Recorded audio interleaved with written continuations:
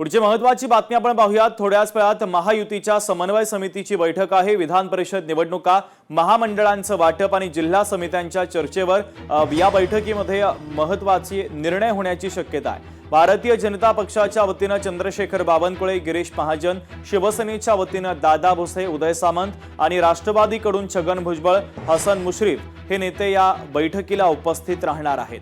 अत्यंत महत्त्वाची आणि मोठी बातमी महायुतीच्या समन्वय समितीच्या बैठकी संदर्भातली आपण पाहतोय। विधान परिषदेच्या निवडणुका, महामंडळांचं वाटप आणि जिल्हा समित्यांच्या चर्चेसाठी ही बैठक आता पार पडणार आहे।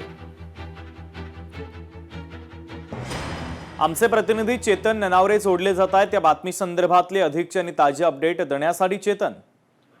निश्चित शुभम, समन्वय समितीच्या या बैठकीकडे संपूर्ण राज्याचं लक्ष आहे।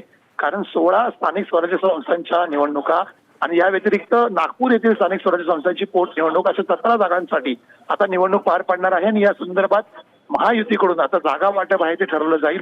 एकंदरीत कुठली जागा कुठल्या पक्षाच्या उमेदवाराला दिली जाईल या संदर्भातील प्राथमिक खलबतं आहेत ती या समन्वय समितीच्या बैठकीत होणार आहे। या ठिकाणी उमेदवारांच्या आणि पक्षाच्या नावावरती शिक्कामोर्तब झाल्यावरती ती यादी आहे ती मुख्यमंत्री आणि दोन्ही उपमुख्यमंत्र्यांकडे पाठवली जाईल।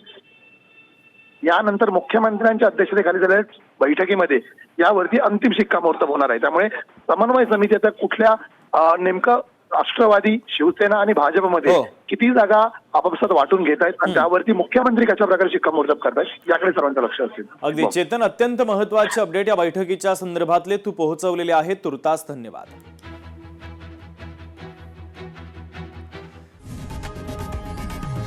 लोकशाही मराठी ऐका, पहा, जागरूक रहा।